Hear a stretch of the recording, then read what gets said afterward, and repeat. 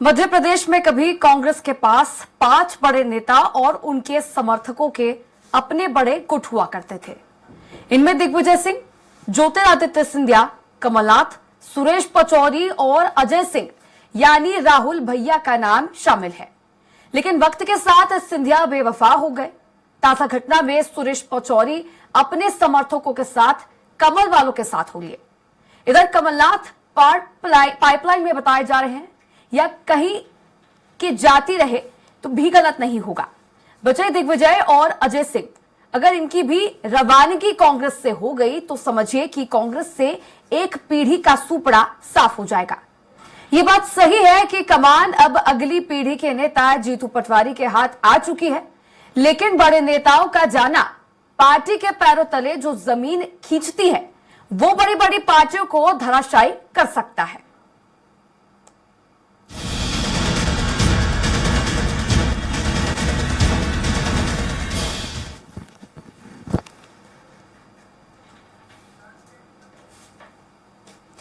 कांग्रेस के वरिष्ठ नेता और पूर्व केंद्रीय मंत्री सुरेश पचौरी ने आज भाजपा ज्वाइन कर ली है। प्रदेश कांग्रेस उपाध्यक्ष और धार के पूर्व सांसद गजेंद्र सिंह राजूखेड़ी पिछली विधानसभा में इंदौर से कांग्रेस के विधायक रह चुके। संजय शुक्ला, पूर्व विधायक विशाल पटेल, अर्जुन पलिया, सतपाल पलिया और भोपाल जिला कांग्रेस अध्यक्ष कैलाश मिश्रा ने भी भाजपा की सदस्यता ग्रहण कर ली है। राहुल गांधी की भारत जोड़ो न्याय यात्रा की मध्य प्रदेश से विदाई के तीसरे ही दिन कांग्रेस को यह बड़ा झटका लगा है। कांग्रेस नेताओं ने सीएम डॉक्टर मोहन यादव, प्रदेश भाजपा अध्यक्ष वीडी शर्मा, पूर्व सीएम शिवराज सिंह चौहान, कैबिनेट मंत्री कैलाश विजयवर्गीय और पूर्व मंत्री नरोत्तम मिश्रा के सामने प्रदेश कार्यालय में भाजपा ज्वाइन कर ली है। सूत्रों की माने तो सुरेश पचौरी की भाजपा नेताओं से बातचीत अभी चल रही है। ये जो उनकी खास करके राहुल गांधी जी का समय चल रहा कहने के लिए वो अपनी यात्रा निकाल रहे, लेकिन वो अपने यात्रा के माध्यम से ऐसे स्थापित नेतृत्व को अपनी पार्टी के लोगों को जिस से जिस निगाह से देखते हैं, मुझे इस बात की प्रसन्नता कि यशस्वी प्रधानमंत्री के नेतृत्व में माननीय नड्डा जी हमारे दल को भी और दल के साथ में आने के लिए ऐसे सुचिता और साफ सुथरे लोगों के लिए हमारी अपनी भारतीय जनता पार्टी सबका स्वागत करती है, अभिनंदन करती है कि आओ हमारे साथ, क्योंकि लोकतंत्र ये सबके साथ मिलकर चलने की हमारी एक संकल्प की भावना है। और ऐसे में ऐसे अच्छे लोगों का साथ जोड़ते हुए भारतीय जनता पार्टी ने जो अपना मार्ग चुना है। आदरणीय सुरेश जी भाई साहब के साथ आपका भारतीय जनता पार्टी मध्य प्रदेश में स्वागत है। श्री विशाल पटेल जी हमारे पूर्व विधायक, उनका भी मैं भारतीय जनता पार्टी के परिवार में हृदय से स्वागत करता हूँ। अर्जुन, मैंने जब राजनीति में प्रवेश किया था तो मेरा ध्येय था समाज सेवा और राष्ट्र सेवा का। परतंत्रता की बीड़ियों से जब मुक्त हुआ हमारा भारत, तो आजाद भारत में कांग्रेस की परंपरा रही कि हम एक क्लासलेस सोसाइटी को स्थापित करेंगे। एक नारा भी लगा था, ना जात पर ना पात पर। वो नारा दरकिनार हो गया है। हम जाति के आधार पर बात कर रहे हैं, उद्बोधन दे, संघर्ष बढ़ रहा है, जाति संघर्ष बढ़ रहा है। अभी पिछले दिनों में जो कुछ राजनीतिक निर्णय हो रहे हैं कांग्रेस, जो धार्मिक निर्णय हो रहे हैं, वो बड़े असहज करने वाले थे।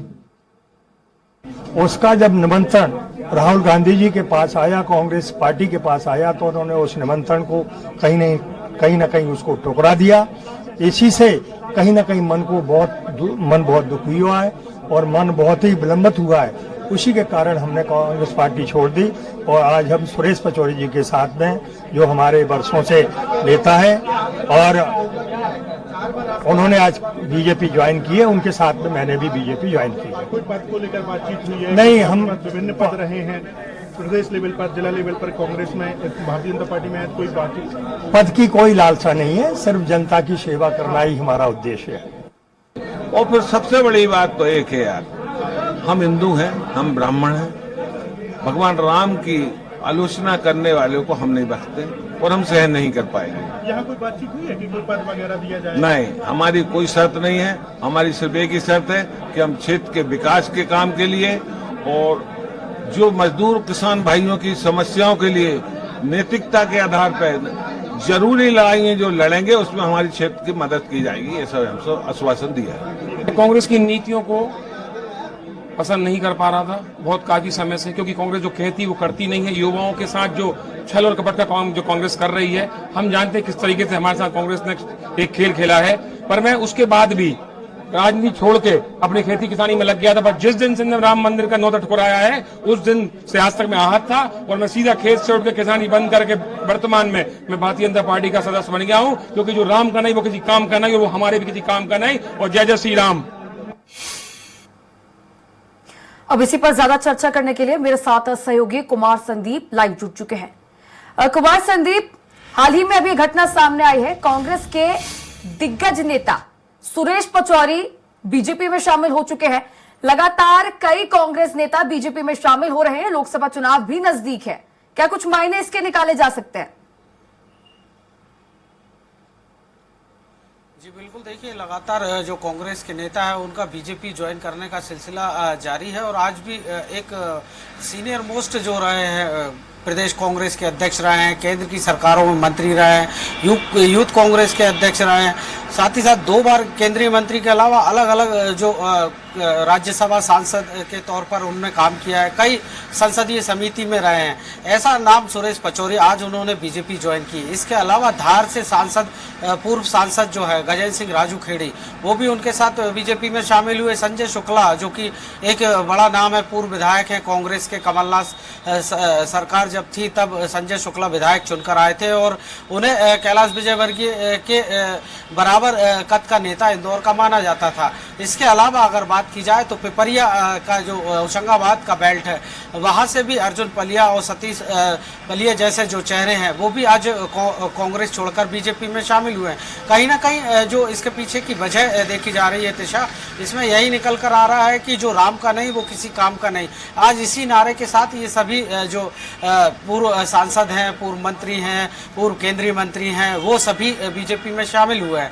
इनका यही कहना है कि भगवान श्री राम के मंदिर की प्राण प्रतिष्ठा जिस तरह से अयोध्या में हुई और कांग्रेस को जो न्योता दिया गया, निमंत्रण का स्वीकार करने की जो अमर्याद भाषा कांग्रेस ने इस्तेमाल की थी, उससे उन्हें आघात पहुंचा है, और इसी के चलते जो है आज वो बीजेपी ज्वाइन कर रहे हैं। हालांकि इसको लेकर पहले से ही कयास लगाए जा रहे थे कि इससे पहले भी पीसीसी चीफ और पूर्व मुख्यमंत्री कमलनाथ का नाम जो है बीजेपी के साथ जोड़ा जाने लगा था, लेकिन अंतिम समय तक जो है वो उनकी बीजेपी में ज्वाइनिंग नहीं हो पाई, और नकुल नाथ के नाम को आगे बढ़ाया गया। लेकिन कहीं ना कहीं बीजेपी को लग रहा था कि एक लोकसभा सीट और राज्यसभा चुनाव थे उस वक्त, और एक कुछ विधायक उनके साथ जा सकते थे, तो एक लोकसभा और राज्यसभा सीट के लिए जो है कमलनाथ को शामिल करना कहीं ना कहीं बीजेपी के लिए घाटे का सौदा इसलिए साबित हो सकता था तिशा कि उनके साथ में इतने सारे जो उनके समर्थक हैं, वर्तमान विधायक, पूर्व विधायक, फिर उन्हें एडजस्ट करना मुश्किल होता।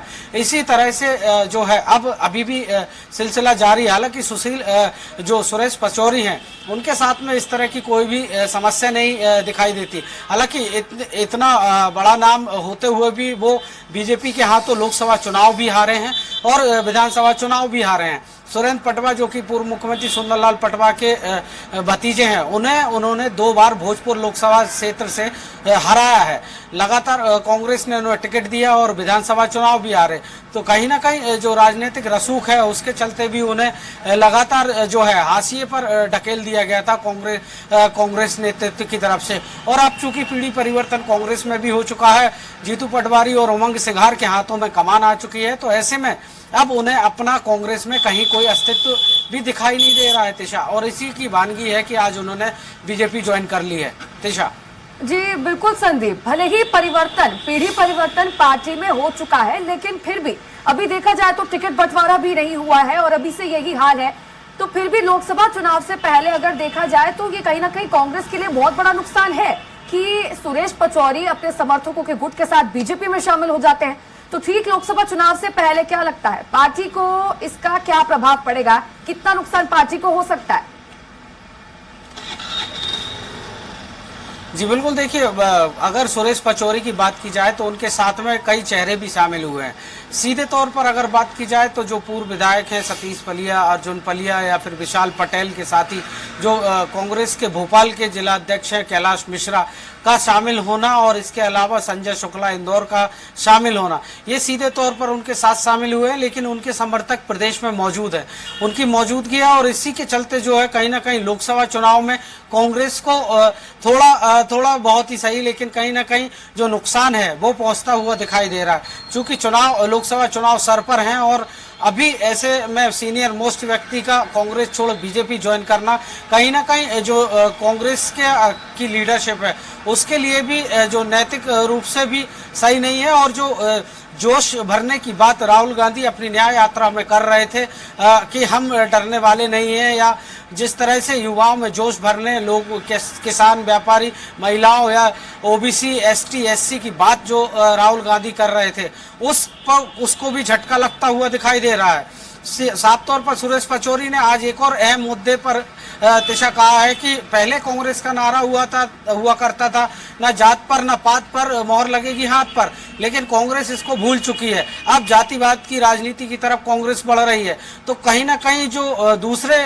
वर्ग हैं वो इससे नाराज दिखाई दे रहे हैं और आने वाले समय में जो लोकसभा चुनाव है उसमें प्रभाव पड़ना तय है। तिशा जी बिल्कुल कुमार संदीप, इसी के साथ अगर बीजेपी की तरफ से बात कर ले तो क्या लगता है, अभी बीजेपी ने मध्य प्रदेश में सभी 29 सीटों पर चेहरे घोषित नहीं किए, कुछ सीटें अभी भी शेष हैं।